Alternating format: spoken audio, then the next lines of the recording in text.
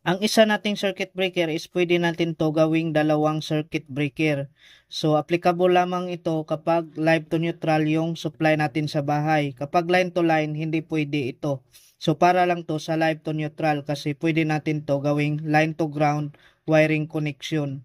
So, para maging dalawa ang circuit breaker natin, so tanggalin lang natin tong nakalak dito sa taas ng circuit breaker na plastic. So, kapag matanggal na to, so maging dalawang circuit breaker na to.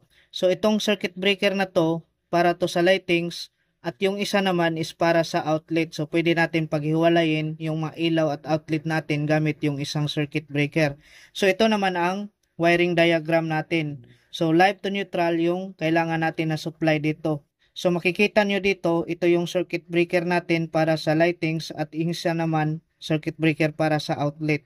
So ang live natin na supply ay dito natin ipadaan sa circuit breaker. So live ay dito natin yan i-connect sa circuit breaker para sa lightings at mag-jumper tayo ng wire dyan papunta dito sa pangalawang circuit breaker para sa mga outlet. Dito naman sa load side ng circuit breaker, live natin na supply ay dito natin yan i-connect sa live na supply ng ilaw. Dito naman sa kabilang circuit breaker para sa mga outlet, supply na live ay dito natin yan i-connect sa supply na live sa outlet.